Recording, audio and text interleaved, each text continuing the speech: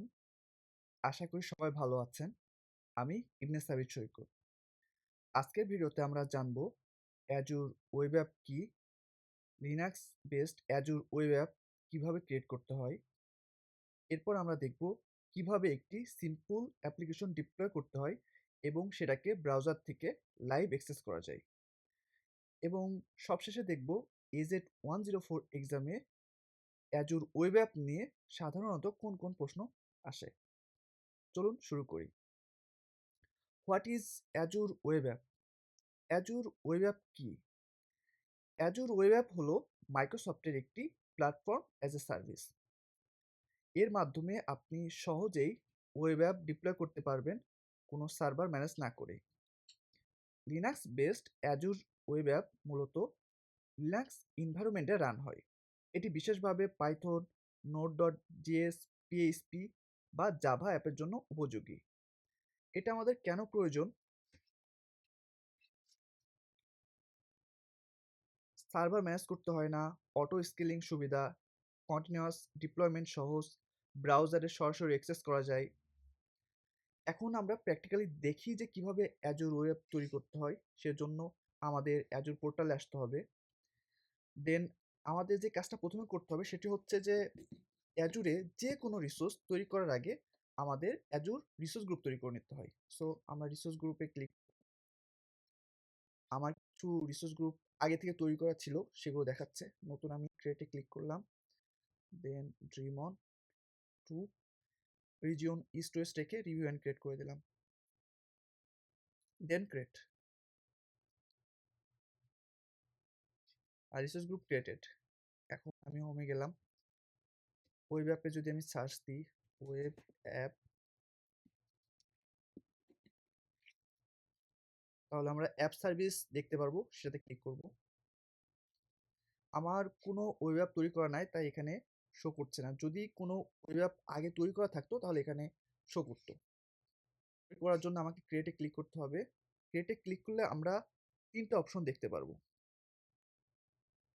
Web app, web app plus database, WordPress on app service. Web app আমরা কখন তৈরি করব? ওয়েব অ্যাপ শুধু একটা ওয়েবসাইট বা অ্যাপ ডিপ্লয় করার জন্য, শুধু একটা সিঙ্গেল ওয়েবসাইট কিংবা সিঙ্গেল অ্যাপ্লিকেশন ডিপ্লয় করার জন্য। ফাস্ট, সিম্পল, সবচেয়ে বেসিক অপশন এটা।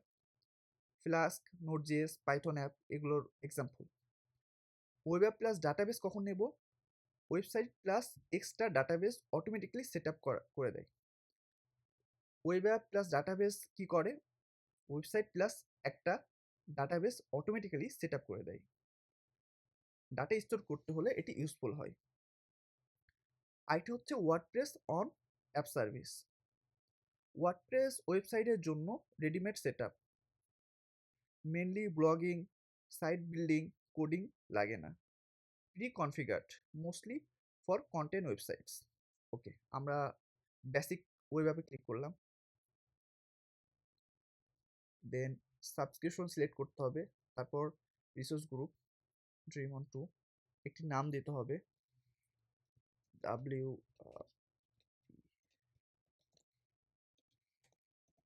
একটি ইউনিক নাম দিতে হবে। Then publish code or container, container docker টাইপের কোনো কাজ করতে হলে কন্টেনার। সো আমি যেহেতু ডকার টাইপের প্রসেস নিয়ে কাজ করব না, কোড নিয়ে কাজ করবো, সো কোড রাখলাম। রান টাইম, রান টাইম হচ্ছে কোন ল্যাঙ্গুয়েজ নিয়ে আমি কাজ করবেন। আমি এখানে অনেকগুলো অপশন আছে, .NET, জাভা, নোড। আমি পাইথন নেব, পিএইচপি আছে, পাইথনের আপডেট ভার্সনটা নিলাম। আমি রিজিয়ন সিলেক্ট করব ইস্ট ইউএস। আপনি কাছের কোনো ডাটা সেন্টারে রিজনটা সিলেক্ট করে নিন। কাছের কোনো ডাটা সেন্টার, যে কোম্পানি আপনাকে বলবে এই রিসোর্সটি তৈরি করতে, তার কাছাকাছি রিজনটা রাখবেন। এখন আমাদের আরেকটা অপশন চলে আসে, সেটা হচ্ছে জোন রিডান্ডেন্সি। এটি কি আসলে? এখানে দুইটা অপশন আছে, একটি হচ্ছে ইনেবল, আরেকটি হচ্ছে ডিসেবল। এটি যদি আপনি অন করেন অর্থাৎ ইনেবল করেন, তাহলে আপনি মাল্টিপল ডাটা সেন্টারে অ্যাপটি রান করবেন, আর অফ করলে জাস্ট একটি ডাটা সেন্টারে রান হবে আপনার অ্যাপ। সো আমি ইনেবলে রাখলাম। দেন ডাটাবেস, ডাটাবেস যদি চান তাহলে এখানে তৈরি করে নিতে হবে, নাম দিয়ে তৈরি করা যাবে। আরেকটি হচ্ছে create and Azure cash for reddish, এটি হচ্ছে ফাস্ট মেমোরি যেখানে ফ্রিকোয়েন্টলি ইউজ করে ডাটা রাখা হয় যেন আপনার অ্যাপ দ্রুত রেসপন্ড করে। সো এগুলো আমাদের প্রয়োজন নেই। দেন ডিপ্লয়মেন্ট,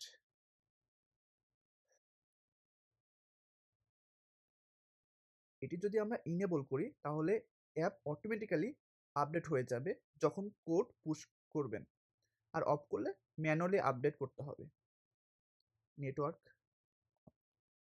নেটওয়ার্কের অপশন আপনি চাইলে অন করতে পারেন, আমার দরকার নেই। এখানে যদি আমি অন করে দিই তাহলে ভার্চুয়াল নেটওয়ার্ক দরকার হবে, সো আমাদের দরকার নেই। দেন রিভিউ অ্যান্ড ক্রিয়েট,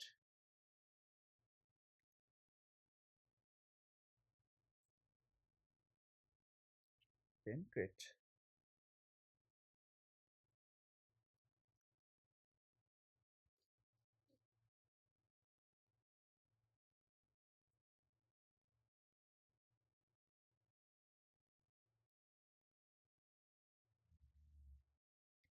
আমাদের ডিপ্লয় হয়ে গেছে। আমরা যদি গো টু, তাহলে আমাদের সকল ইনফরমেশন দেখতে পারবো। ডিফল্ট ডোমেন আমরা যদি এখানে ক্লিক করি তাহলে দেখাবে যে আপনার ওয়েব অ্যাপ রানিং। আচ্ছা, তারপর দেন আপনি যে রিজন সিলেক্ট করেছেন স্ট্যাটাস দেখতে পারবেন। সো আমি যদি এটা কানেক্ট করতে চাই তাহলে আমাদের যেতে হবে ডিপ্লয়মেন্ট টুলসের নিচে দেখবেন এসএসএইচ, এটাতে ক্লিক করবেন, দেন গোতে ক্লিক করবেন।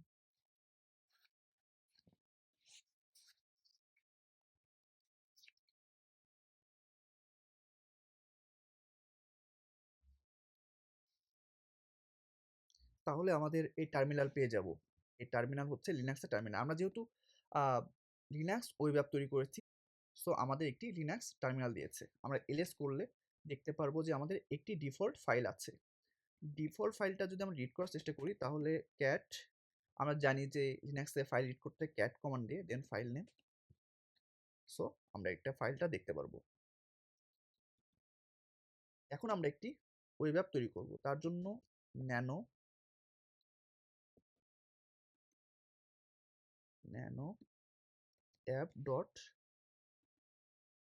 app.py। সো সো এখানে গুগল ডক্সে আমি একটি পাইথন কোড লিখে রেখেছি, সেটি দিয়ে আমি ওয়েব অ্যাপ তৈরি করব।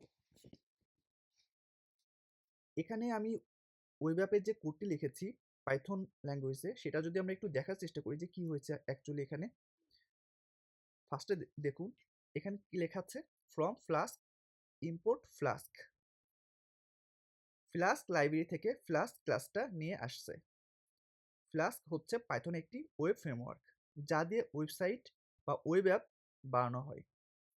দেন ইম্পোর্ট ওএস, ওএস মডিউল দিয়ে আমরা কম্পিউটারের environment variables and system related information access করতে পারি। দেন নেম কি করছে, নেম দিয়ে ফ্লাস্ক বুঝতে পারে কোন ফাইল থেকে অ্যাপ রান হচ্ছে। তারপর আপনি দেখবেন যে @app.route, এটা মানে কি? এই লাইনটা বলে যে যখন ইউজার ওয়েবসাইটের মেন পেজে ভিজিট করবে তখন নিচে ফাংশনটা রান করবে।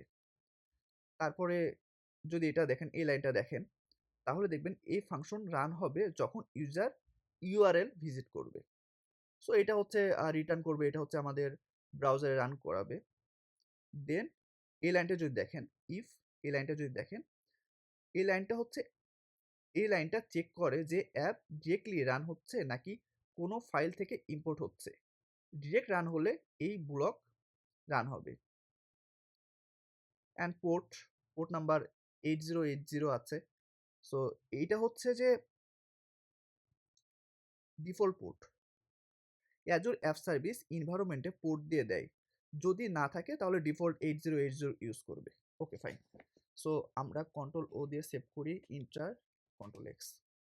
এখন যেহেতু আমাদের ফ্ল্যাশ চালাচ্ছি, ফ্ল্যাশ এনভায়রনমেন্ট, সো আমাদের কিছু রিকোয়ারমেন্ট আছে, সেটাও আমাদের ফাইলে রেখে দিতে হবে। ন্যানো requirements.txt করলে কি দরকার আছে? Flask, right? ফার্স্টে ফ্লাস্ক আছে, ফ্লাস্ক অ্যান্ড ওকে। এখন যদি আমরা এই অ্যাপটি চালাতে চাই তাহলে আমাদের ওয়েব অ্যাপে আসা লাগবে, দেন সেটিংয়ে যেতে হবে, সেটিংয়ে যে কনফিগারেশনে ক্লিক করবেন, কনফিগারেশনে ক্লিক করার পরে স্ট্যাক সেটিংয়ে যাবেন, দেন এখানে আপনাদের মনে আছে গুণিকন দিয়েছিলাম রিকোয়ারমেন্টসে, সো গুণিকনটা লিখবেন, গুণিকন, ওকে, দেন অ্যাপ্লাই। আপডেট হয়ে গেছে। সো আমরা যদি ওভারভিউতে যাই অ্যান্ড রিস্টার্ট করে নিই, রিস্টার্ট হয়ে গেছে, দেন আমরা রিফ্রেশ করি, ডিফল্ট ডোমেনে ক্লিক করি এই যে এটাতে, তাহলে আমরা যে দেখতে পারি, হ্যাঁ আমরা দেখতে পাচ্ছি যে হ্যালো ফ্রম অ্যাজুর অ্যাপ, তার মানে আমাদের এই অ্যাপটি, এখানে যে অ্যাপটি সেটি হচ্ছে ওয়ার্ক করছে, রাইট? সো কিভাবে একটি লিনাক্স ওয়েব অ্যাপ তৈরি করতে হয়, কিভাবে সেখানে অ্যাপ ডিপ্লয় করে লাইভ অ্যাক্সেস করা যায়। সো আমরা আজকে সর্বশেষে AZ-104 এক্সামে যেগুলো কমন কোশ্চেন আসে সেগুলো দেখি। সো ফার্স্টে আমরা যদি আসি 1 নম্বর কোশ্চেনে, তাহলে দেখি which of following a platform as a service, platform service কোনটি? এখানে কয়েকটি অপশন আছে, virtual machine, Azure web app. Azure web app হচ্ছে প্ল্যাটফর্ম অ্যাজ এ সার্ভিস, বাদ বাকি সবগুলো হচ্ছে আস, অর্থাৎ infrastructure as a service. Number 2 হচ্ছে in Azure web apps the persistence storage location for application file is. এখানে আমরা যদি আমাদের টার্মিনালে দেখি তাহলে দেখবেন যে আমাদের ফাইলটা কোথায় ছিল। দেখুন যে home site www root, right? So আমাদের সেই অ্যান্সারটাই করতে হবে। সো এটা আমরা ফাইল দেখে এসেছি। Which startup command is use to run a Python Flask app on Azure. Python Flask run করতে গুণিকন অ্যাপ ব্যবহার করা হয়, so gunicorn. Number 4, where can you set environment variables for an Azure web app? environment variables set হয় configuration application setting. আমরা দেখেছি যে আমাদের কি ছিল, এখান থেকে সেটিংয়ে যে কনফিগারেশনে এই জিনিসটা। Which Azure feature allows continuous deployment from GitHub deployment centre? GitHub থেকে অটো ডিপ্লয় করতে ডিপ্লয়মেন্ট সেন্টার ব্যবহার হয়। নাম্বার 6 কোশ্চেন যদি আসি, which setting ensure A web app runs even with zero traffic? Web app সবসময় চালু রাখতে অলওয়েজ অন চালু করতে হয়। 7 number, which feature shows live logs of an Azure web app? Live logs দেখতে লগ স্ট্রিম ব্যবহার হয়, এটা আমাদের মনে রাখতে হবে। 8 number, where do you select the run time stack Python নোড.js .NET for an Azure web app? Run time stack select হয় কনফিগারেশন স্ট্যাক সেটিংয়ে। সো কনফিগারেশন স্ট্যাক সেটিং আমরা দেখা। To handle high traffic which option should you use? High traffic handle করতে scale out করতে হয়, মনে রাখতে হবে যে হাই ট্রাফিক কন্ট্রোল করতে কোনটা ব্যবহার করা হয়? Scale out. নাম্বার 10 হচ্ছে standard tier auto scaling support করে, স্ট্যান্ডার্ড হচ্ছে অটো স্কেলিং সাপোর্ট করে। সো অ্যান্সার হবে বি। সো আজকের ভিডিওতে এ পর্যন্তই। নেক্সট ভিডিওতে আমরা দেখব অ্যাজুর ভিপিএন নিয়ে, site to site and point to site. Till then take care, ধন্যবাদ।